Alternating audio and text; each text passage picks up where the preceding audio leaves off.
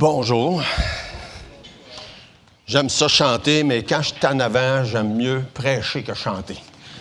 Je suis plus à mon aise. J'ai toujours, quand je dirigeais à la chorale, des fois, je disais aux gens, il faut penser à ce qu'on chante. Puis moi, je me disais, moi, il ne faut pas que je pense à ce que je chante. Parce que là, les émotions prennent le dessus. Mais en tout cas, c'est comme ça.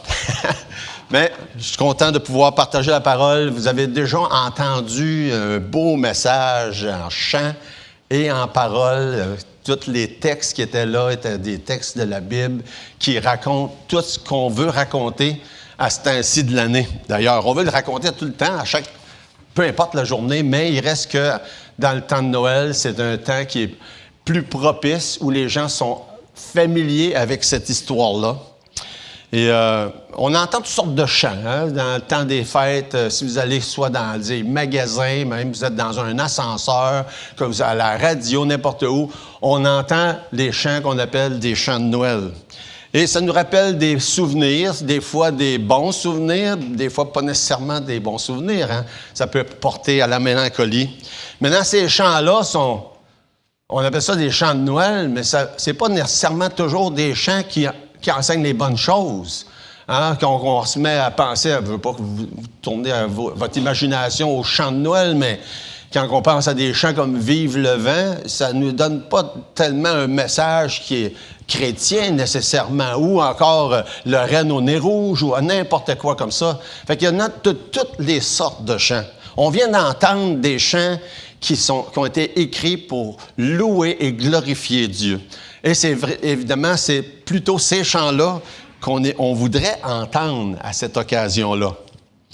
Il ne faudrait pas se surprendre non plus que, même si on entend tous ces chants-là un peu partout à ce temps-ci de l'année, ça ne veut pas dire nécessairement que les gens savent puis comprennent que le temps de Noël, originairement, ça parlait de la naissance de Jésus. Quand je dis originairement, on ne va pas commencer à faire une étude systématique de quand est-ce que la fête de Noël a commencé, parce que ça, c'est pas ça mon but. Mais il reste que c'est un temps que, traditionnellement, on célèbre la naissance de Jésus.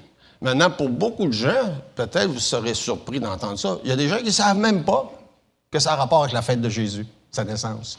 Parce que c'est pas ça que la majorité des gens célèbrent. On échange des cadeaux, on chante, on prend un coup, on fait de la bonne bouffe, on reçoit la famille. Puis pour la majorité des gens, c'est tout ce que c'est, la fête de Noël. Ici au Québec, traditionnellement, ceux de ma génération, puis probablement de d'autres, on avait la messe de minuit à Noël.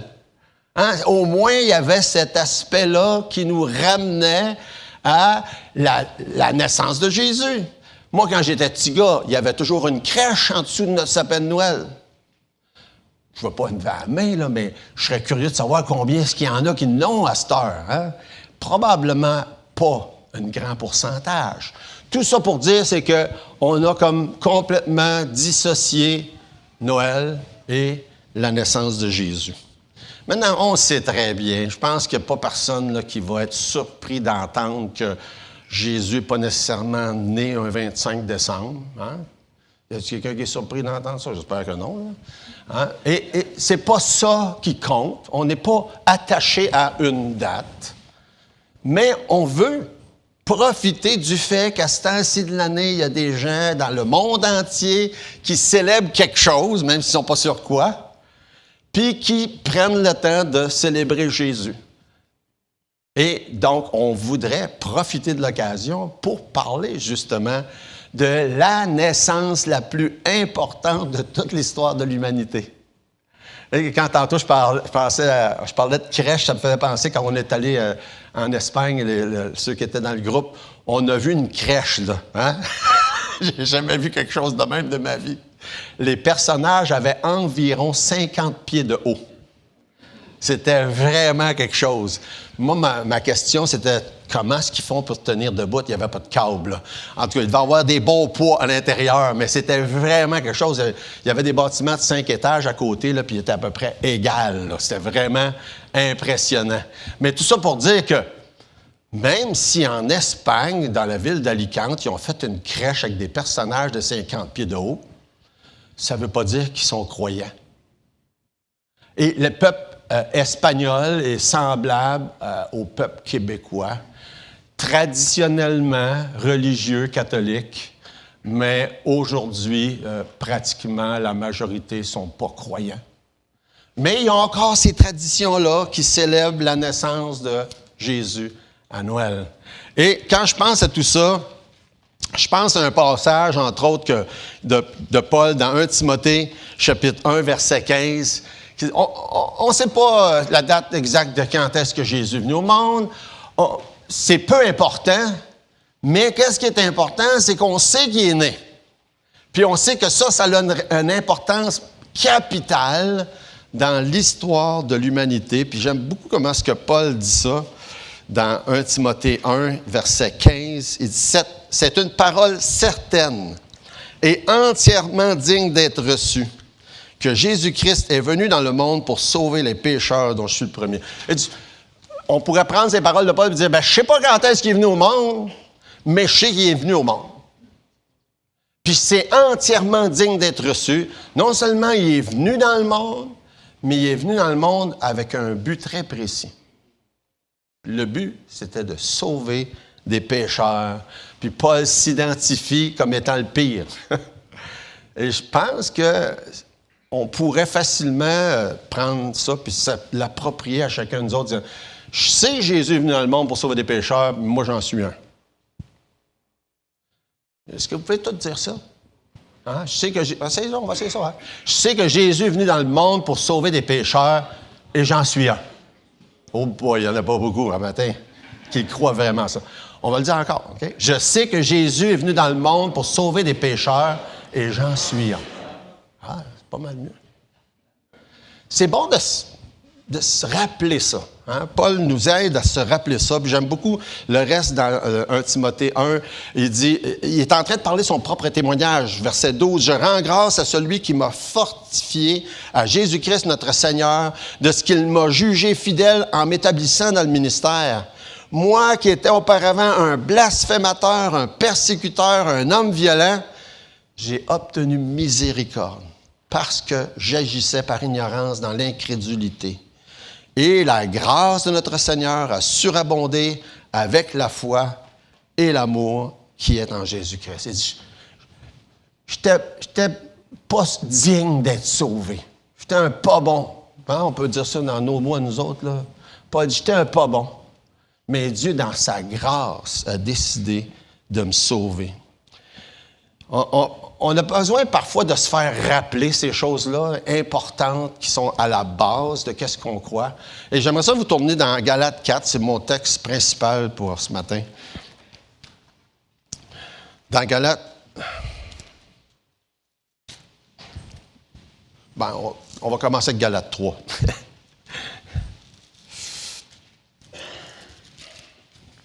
C'est pas ce qu'on pourrait dire un passage typique là, quand on parle de la naissance de Jésus. Mais ce qu'on voit dans ce passage-là, c'est que les gens de la région de la Galatie, Galate, c'est pas une église, c'est plusieurs églises dans une région. Ils avaient besoin de se faire rappeler. Imaginez-vous, là, on parle à peu près là, 20 quelques années après que Jésus est mort. Puis, ça fait pas longtemps, là. C'était en l'an 55, 60 à peu près, là, je n'ai pas été vérifié exact, là, mais que l'Épître aux Galates était écrit. Et déjà, il avait commencé à s'éloigner de la vérité. C'est quelque chose quand on pense à ça. Déjà, il avait commencé à dire, ouais, mais c'est-tu vraiment ça, l'Évangile? C'est-tu vraiment ça, l'histoire de Jésus? Puis c'est ça, c'est la raison pourquoi l'apôtre Paul leur écrit ce qu'il leur écrit dans ce texte-là. Et quand on lit, par exemple, au chapitre 3, et le verset 3, il dit, « Êtes-vous tellement dépourvus de sens, après avoir commencé par l'esprit, vous voulez maintenant finir par la chair? » Il dit, « Écoutez, êtes-vous rendus si fous que ça? » C'est ce qu'il leur dit. Hein?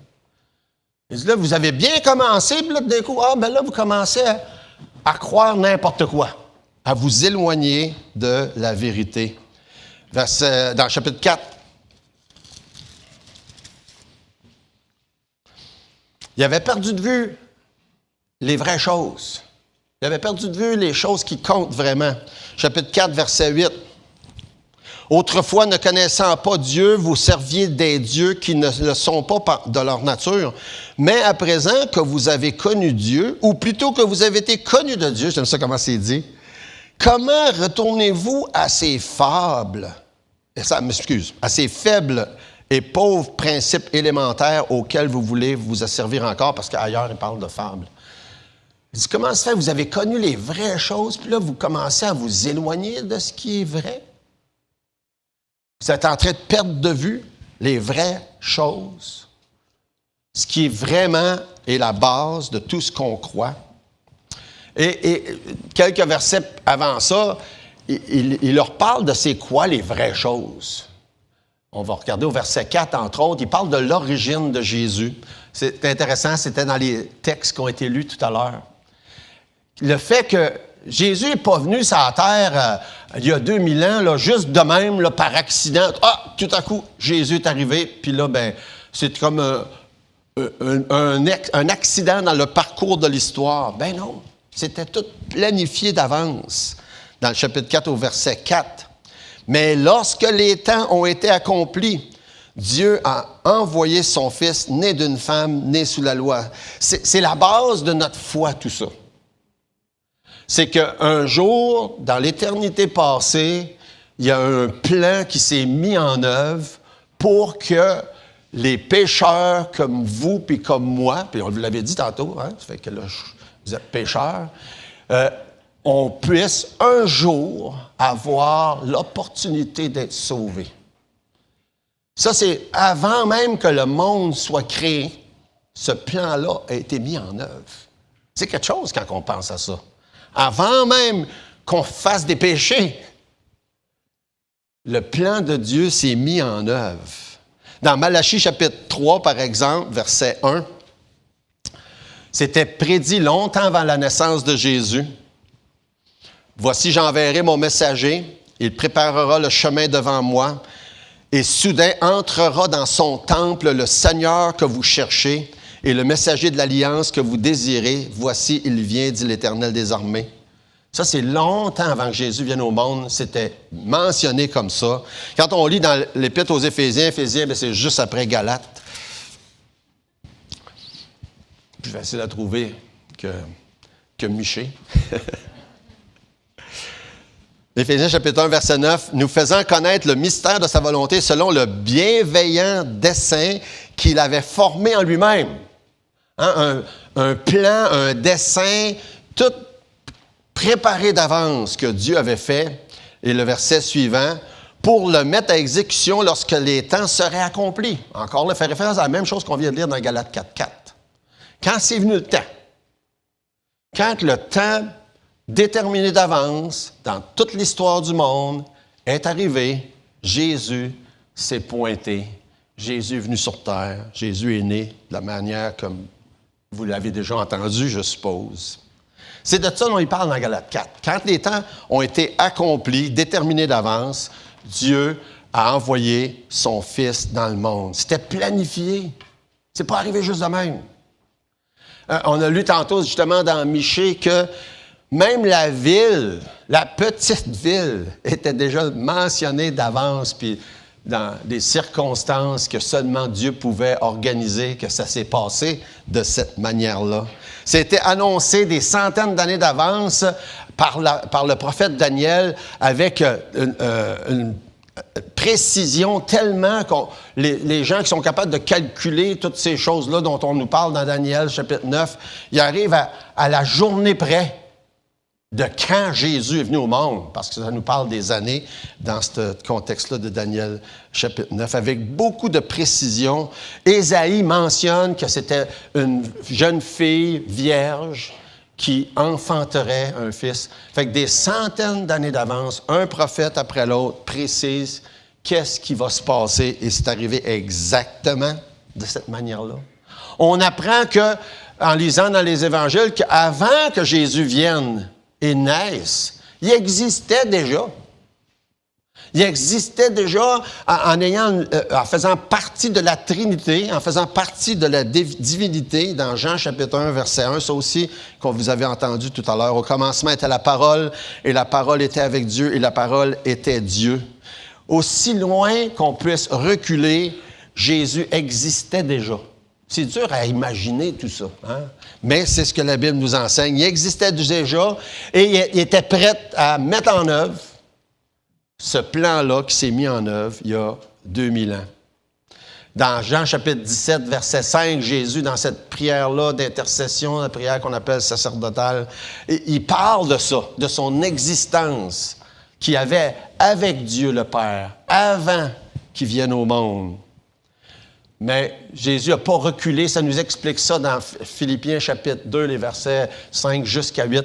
Il n'a pas reculé, il n'a pas regardé, il n'a pas voulu garder son égalité, ses capacités, ses qualités de Dieu comme quelque chose. Non, je ne veux pas l'abandonner. Mais il s'est humilié, ça dit dans Philippiens chapitre 2, versets 6, 7, 8. Il s'est humilié, il s'est abaissé, il a pris la place, il a pris vie dans un corps humain, dans un petit enfant, dans une crèche. Même avant de naître, il a pris place dans le ventre d'une mère, ce qui est inconcevable pour l'esprit humain. Et sans la révélation de Dieu, on ne pourrait même pas imaginer ça. Mais c'est ce qu'il a fait. Et toujours dans Jean 1, ça dit, « Il est venu chez les siens, mais les siens ne l'ont pas voulu. » Et c'est ce dont ça nous parle dans Galates au chapitre 4, si vous voulez retourner, si vous n'êtes plus là. Dans Galates 4, ça dit au verset 4 toujours, « Mais lorsque les temps ont été accomplis, Dieu a envoyé son Fils, né d'une femme, né sous la loi. Il est venu, il a pris forme dans le corps d'un petit enfant, de Dieu qu'il est, son origine divine. Il s'est abaissé, il a pris place dans le corps d'une femme. Né d'une femme, ça dit ça au verset 4, né sous la loi. On ne pourrait pas dire ça d'aucun autre être humain. Personne d'autre qui a jamais vécu. Il existe toutes sortes de religions, toutes sortes de croyances, toutes sortes de gourous quelconques. Personne d'autre. Seule personne qui pourrait dire quelque chose comme ça, on pourrait juste dire ça de Jésus. Né d'une femme. Vous savez, un des noms que Jésus utilise le plus souvent en parlant de lui-même, c'est le Fils de l'homme. Et le Fils de l'homme, ça met en évidence le fait de son origine et le fait qu'il est homme. Donc, on parle de sa divinité et aussi de son humanité. Et c'est l'expression que Jésus emploie le plus souvent quand il parle de lui-même. Son origine divine, puis en même temps, le fait qu'il a paru comme un vrai homme. Et qu'est-ce que ça dit dans le même verset? Ça dit qu'il est non seulement né d'une femme, mais né sous la loi. Et selon la loi de Dieu, tout péché doit porter sa conséquence. Et évidemment, le fait qu'on soit né pécheur, bien, il devait avoir une juste conséquence. Et Dieu lui-même a déterminé que cette conséquence-là, puis on le voit dans Romains chapitre 3, ou Romains chapitre 6 plutôt, le salaire du péché, c'est la mort. Donc, tout péché a sa conséquence, et en commençant par la mort. Et ça a été déterminé que si la loi demandait la mort à cause du péché, eh bien, Jésus est venu sur la terre sous la loi, mais il n'est pas venu pour abolir la loi, il est venu pour accomplir la loi. C'est ce que ça nous dit, entre autres, dans Matthieu chapitre 5, verset 17. Jésus est venu pour accomplir la loi. Il est venu pour accomplir la juste punition que le péché demande. Et si Jésus n'avait pas fait ça, bien, la juste punition que le péché demande, c'est qu'on serait tous morts.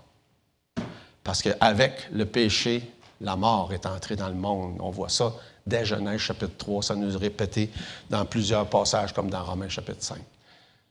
Avec le péché, la mort est entrée dans le monde. Et pour pouvoir combler, pallier, changer, employez le mot que vous voulez, cette conséquence-là, Jésus est mort. Et en mourant, il a porté sur lui la punition des péchés du monde entier. Fait que, ça n'en dit long, cette phrase-là. Hein? Jésus, lorsque les temps ont été accomplis, Dieu a envoyé son Fils, né d'une femme, né sous la loi.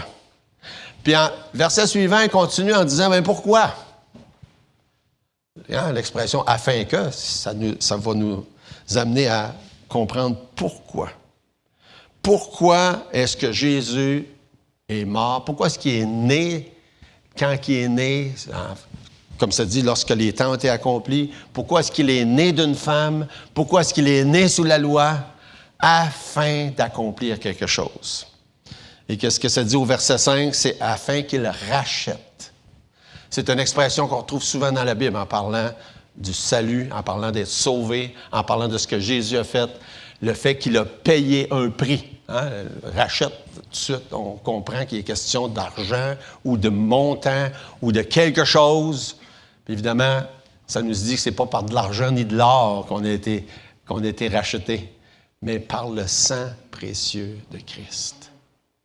Il a payé le prix par son propre sang, comme c'est écrit là. Le sang de Jésus qui nous purifie de tout péché. Il a racheté, il a payé le prix. C'est ce que ça dit là, afin que. Ce que ça implique, c'est qu'il est venu premièrement, parce que c'est ce que ça dit là, afin qu'il rachète ceux qui étaient sous la loi. Comme ça nous a dit ça dans Jean au chapitre 1, il est venu chez les siens, ceux qui étaient sous la loi, parce que quand on parle de ceux qui étaient sous la loi, on parle du peuple juif qui était là quand Jésus est venu au monde. Il était sous la loi de Dieu et Jésus est venu pour les racheter, eux en premier. C'est répété ça à plusieurs reprises. Mais ils l'ont rejeté et ça l'a ouvert la porte toute grande à toutes les autres. Et les gens de la région de la Galatie, dont il est question dans l'Épître aux Galates, c'était pas des gens qui étaient nés sous la loi en majorité. C'était pas des gens de la nationalité juive pour lesquels Jésus est venu en premier. Mais il faisait partie de toutes les autres à qui l'Évangile a été ouvert par la suite lorsqu'ils l'ont rejeté. Comme vous, comme moi, comme les gens de toutes les nations.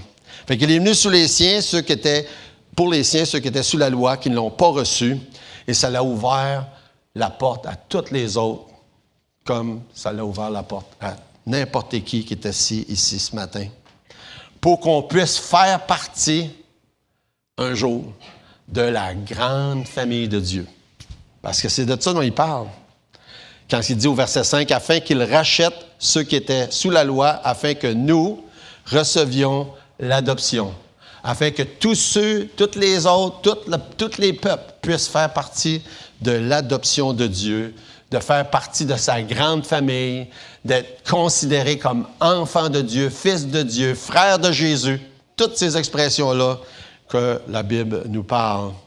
Et ça dit au verset 6, « Parce que vous êtes fils. » Un coup qu'on est adopté, on est fils, c'est ce que ça veut dire, ou fille. Dieu a envoyé dans nos cœurs l'Esprit de son Fils, lequel crie « Abba, Père ». Ça veut dire « Papa ». Et lorsqu'on reçoit par la foi l'Esprit de Dieu, on peut appeler Dieu notre Père. Vous savez, la fameuse prière que Jésus montre, qui dit hein, « Notre Père qui est aux cieux ». Beaucoup de gens répètent ça sans jamais s'être assurés que Dieu est bien leur Père. La seule manière qu'on peut dire que Dieu est notre Père, c'est quand ça nous parle, là, qu'on a reçu par l'Esprit l'assurance, la certitude de faire partie de l'adoption. On ne devient pas un enfant de Dieu juste comme ça. Il faut être adopté.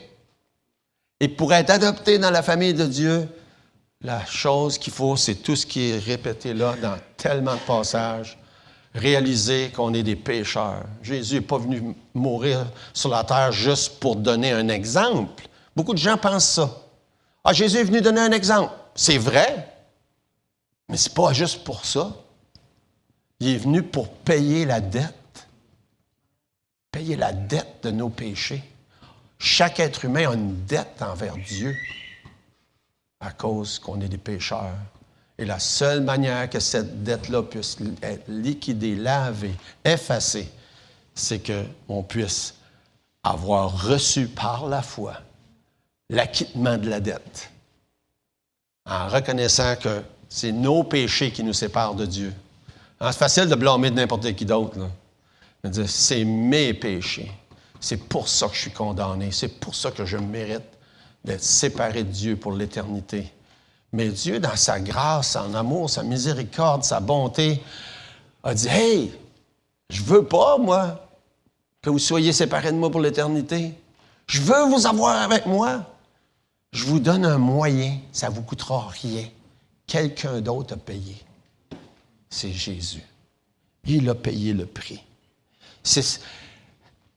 Quand je lis ça, puis je me rends compte que les gens de la région de la Galatie avaient commencé à traîner de la patte, puis à se dire, « Ouais, ben là, c'est-tu vraiment comme ça? C'est-tu vraiment la vérité? C'est-tu vrai? » Puis c'était commencé à se tourner vers d'autres affaires, puis même des fables. Il y avait besoin de se le faire rappeler. On a besoin de se le faire rappeler. On a besoin de répéter. Vous avez besoin de le réentendre. Vous savez, on entend les mêmes chants de Noël, là. Quelques-uns qui veulent rien dire à cet ainsi de l'année. On a besoin d'entendre les vraies choses, puis de le répéter. Eux avaient besoin de le réentendre. Nous avons besoin de le réentendre. Quand on va chez notre fils en Espagne, on se trouve à passer plus de temps avec les enfants là parce qu'on est quelques semaines, 24 heures par jour ensemble, puis ils aiment ça, regarder les mêmes vidéos puis entendre les mêmes histoires. Et quand on voyage en auto, ils ont une grand-maman qui aime ça conter des histoires. Vous devriez, écoute, moi, j'en reviens pas de la patience de ma femme.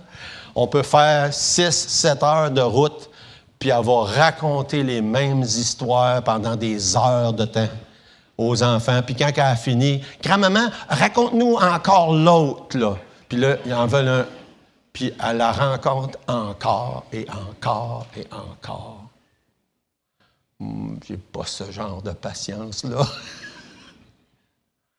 Mais je trouve ça beau. C'est juste un exemple du fait que les enfants, eux, ils ne se tannent pas. Hein? Ils regardent les mêmes vidéos, ils écoutent les mêmes chansons, ils entendent les mêmes histoires, ils relisent les mêmes livres des dizaines de fois. En tout cas, je prends pour acquis, la plupart des enfants sont de même. Plusieurs sont comme ça. Parce que c'est bon de réentendre les mêmes choses. Et comme ça que les enfants apprennent d'ailleurs. Hein? C'est comme ça qu'on apprend tout le monde en répétant, en répétant, en répétant. Mais quand on parle de la naissance de Jésus, qui est la naissance la plus importante de toute l'histoire du monde, la raison pourquoi il est venu au monde, bien, il ne faut pas se tanner de le répéter. C'est une histoire qu'on a besoin de réentendre, réentendre et réentendre. Et la seule chose qui va avoir un impact, c'est si on la reçoit par la foi. Hein?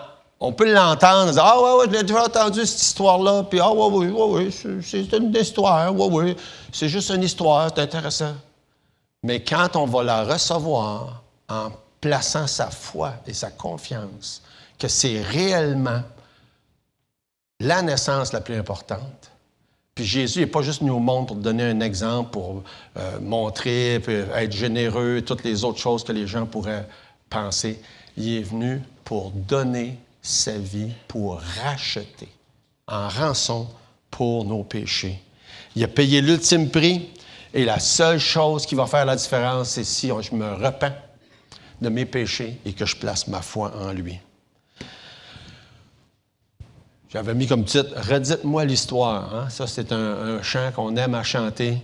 Et j'espère, si vous n'avez pas encore placé votre foi, que vous ne vous tannerez pas de l'entendre, l'histoire, jusqu'à un jour où vous allez dire « Ouais, c'est vrai, je comprends, je crois que Jésus est mort.